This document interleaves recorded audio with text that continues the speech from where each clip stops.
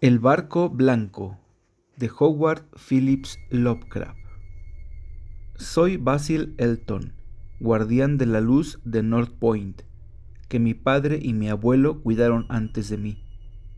Lejos de la costa se encuentra el faro gris, apoyado sobre rocas hundidas y limosas, que se ven cuando la marea está baja, pero no cuando la marea es alta. Por un siglo han pasado frente a ese faro las barcas majestuosas de los 7 mares. En los días de mi abuelo eran muchas, en los días de mi padre no tantas. Ahora hay tan pocas que a veces me siento extrañamente solo, como si yo fuera el último hombre sobre nuestro planeta. De costas lejanas llegaron aquellos barcos de velas blancas, de las costas del lejano oriente, donde cálidos soles resplandecen y olores dulces perduran en extraños jardines y templos alegres. Los viejos capitanes del mar se dirigían con frecuencia a mi abuelo y le hablaban de estas cosas. A su vez, mi abuelo le contó a mi padre y mi padre me los refirió a mí. Durante las tardes largas de otoño, cuando el viento aullaba extrañamente desde el este, he leído más de estas cosas y de muchas más, en libros que me regalaron algunos hombres cuando fui joven y todo me asombraba. Pero más maravilloso que la tradición de los ancianos y el conocimiento de los libros es la sabiduría secreta del océano, azul, verde, gris, blanco o negro, liso, rizado o montañoso. El océano nunca se calla. Todos los días de mi vida lo he visto y escuchado, y lo sé muy bien. Al principio me contó solo breves cuentos de playas tranquilas, cercanas a los puertos, pero con los años se volvió más amable y me hablaba de otras cosas, las cosas más extrañas y más distantes en el espacio y en el tiempo. A veces, en el crepúsculo, los vapores grises del horizonte se dividían para concederme imágenes de los caminos de más allá, y a veces, por la noche, las aguas profundas del mar volvían claras y fosforescentes, permitiéndome vislumbrar los senderos subterráneos. Estas visiones fueron a menudo de los caminos que existieron y de los que pudieron ser, así como de las rutas que son, porque el océano es más antiguo que las montañas y transporta los recuerdos y los sueños del tiempo. Del sur solía venir el barco blanco, cuando la luna se hallaba alta en el cielo y estaba llena. Venía del sur y se deslizaba muy suave y en silencio sobre el mar, y si el mar estaba agitado o en calma, y si el viento era amable o adverso, siempre se deslizaba suavemente y en silencio, sus velas distantes y sus largas extrañas filas de remos moviéndose rítmicamente. Una noche divisé sobre la cubierta a un hombre, con barba y vestido peculiarmente. Parecía invitarme a embarcarnos hacia costas desconocidas. Mucho tiempo después lo vi bajo la luna llena, siempre llamándome para partir. Brillaba la luna resplandeciente en la noche que contesté su llamado, y caminé sobre las aguas por un puente de rayos lunares hacia el barco blanco. El hombre que me había llamado ahora pronunciaba un discurso de bienvenida en un lenguaje suave, que me parecía conocer muy bien, y las horas se llenaron con las suaves canciones de los remeros, mientras nos deslizábamos lejos, adentrándonos en el misterioso sur, dorado por el brillo de aquella luna plena y menguante. Cuando el día amaneció de color rosa y refulgente, contemplé la costa verde de tierras lejanas, brillantes, hermosas, pero para mí desconocidas. Por encima del mar se elevaban terrazas señoriales llenas de verdor, cubiertas de árboles, anunciando aquí y allá relucientes techos blancos y columnatas de templos extraños. A medida que nos acercábamos a la costa verde, el hombre de la barba me habló sobre esa tierra, la tierra de Sar, donde moran todos los sueños y pensamientos bellos que vienen a los hombres una vez y después se olvidan. Y cuando miré nuevamente las terrazas, me di cuenta de que lo que decía era cierto, ya que entre las visiones que se presentaban ante mí, había muchas cosas que antes vislumbraré a través de las nieblas, ocultas más allá del horizonte y en las profundidades fosforescentes del océano. Ahí también había formas y fantasías más espléndidas que cualquiera que hubiera conocido. Las visiones de jóvenes poetas que murieron en la miseria antes de que el mundo pudiera aprender lo que habían visto y soñado. Pero no nos paramos sobre los prados inclinados del Sar, pues se dice que quien los pisa nunca más puede volver a su tierra natal. A medida que el barco blanco navegaba en silencio, alejándose de las terrazas del templo de Sar, vimos adelante, sobre el horizonte, las agujas de una poderosa ciudad. Entonces el hombre de la barba me dijo: eso es Talarion, la ciudad de las 1000 maravillas, donde residen todos los misterios que el hombre se ha esforzado vanamente en comprender.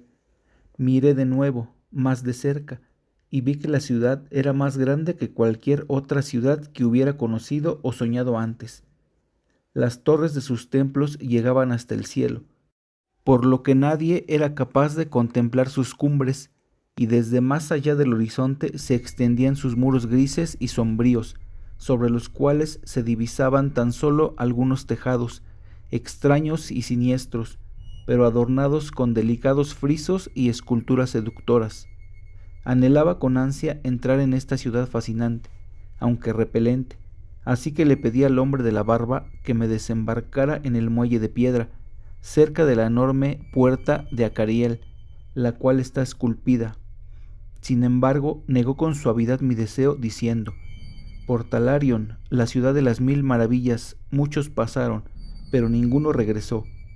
Ahí transitan solo demonios y extrañas criaturas, que no son humanas. Las calles están matizadas de blanco por los huesos insepultos de quienes han mirado el eidolon de Lati, que reina sobre la ciudad. Así que el barco blanco navegó más allá de las murallas de Talarion, siguiendo durante muchos días a un pájaro que volaba en dirección al sur, y cuyo plumaje brillante competía con el cielo del que había surgido. Entonces llegamos a una costa asaz agradable y hermosa, con flores multicolores donde, si se miraba hacia el interior, se alcanzaban a distinguir arboledas hermosas y pérgolas radiantes bajo el sol meridiano.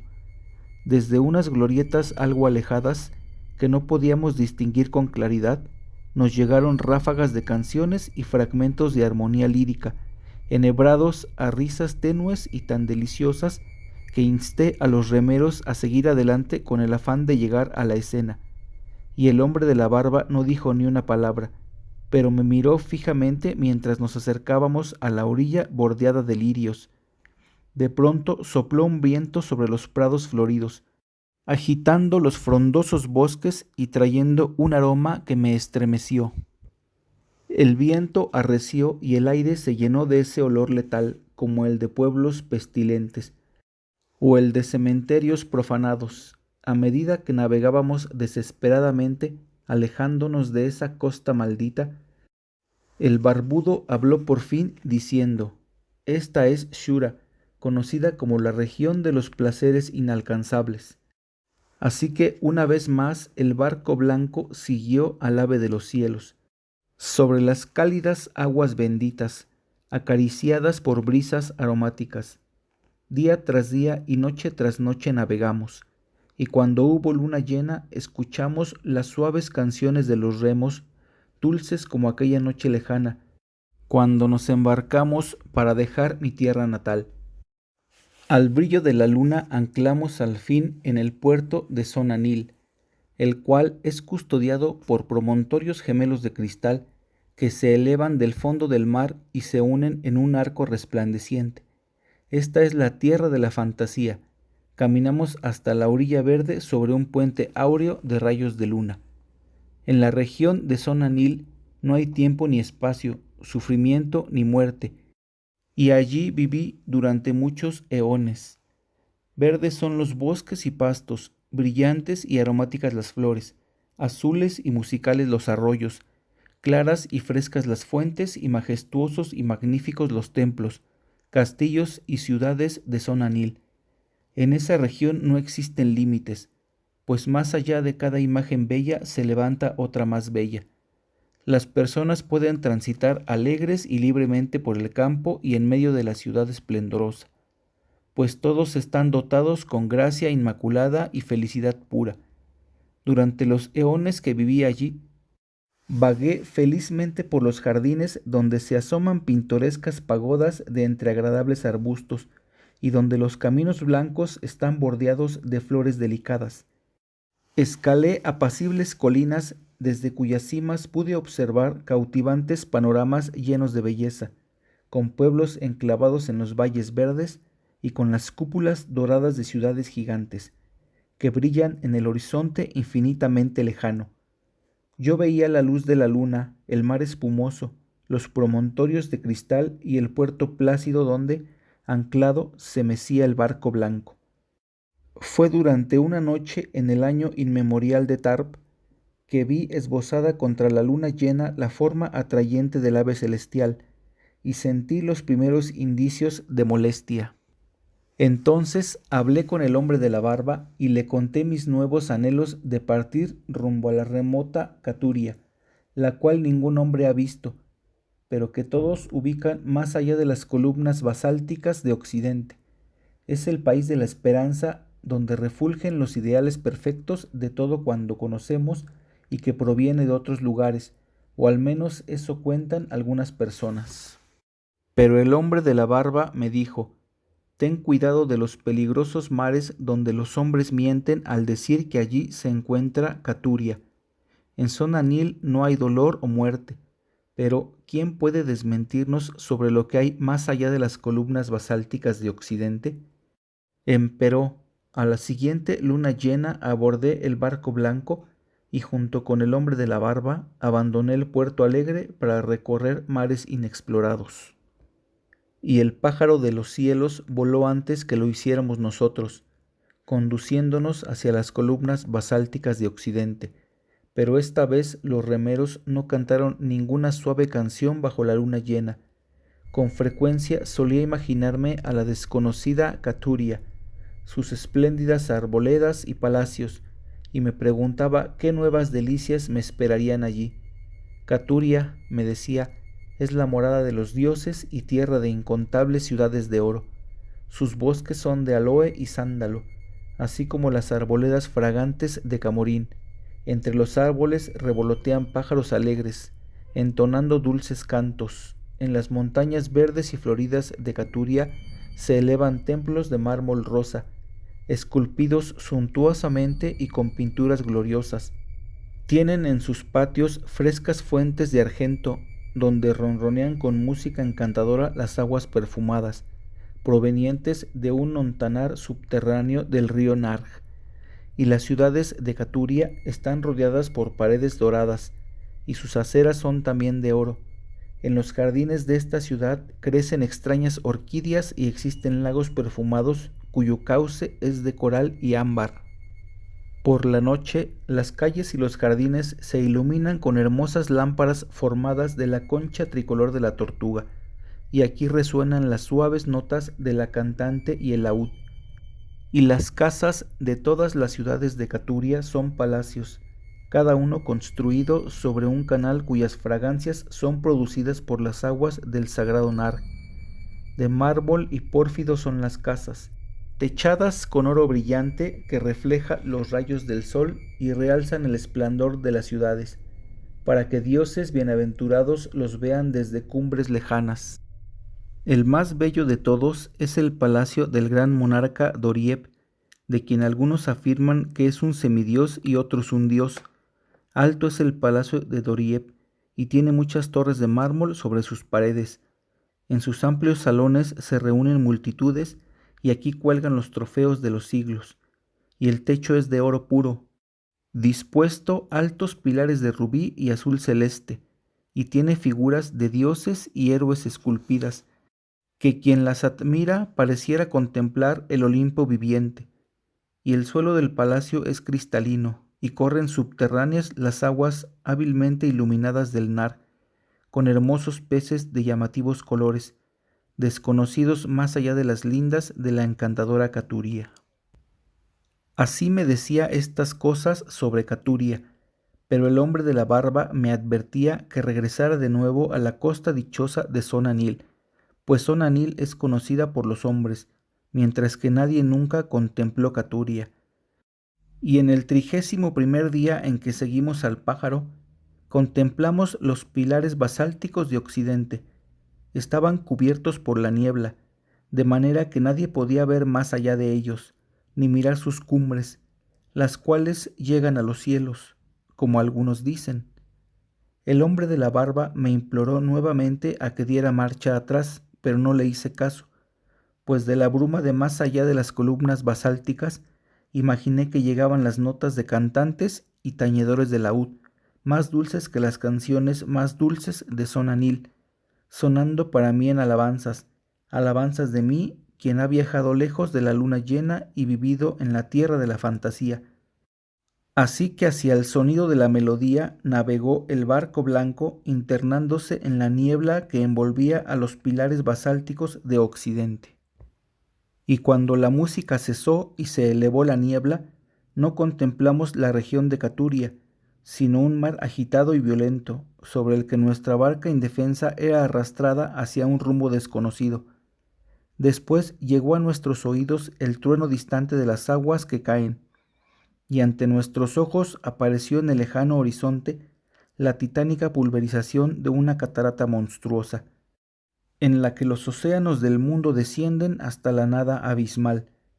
Entonces el hombre de la barba que me dijo lo siguiente, mientras algunas lágrimas escurrían por mejillas: hemos despreciado la hermosa tierra de Sonanil, que quizá nunca volvamos a ver.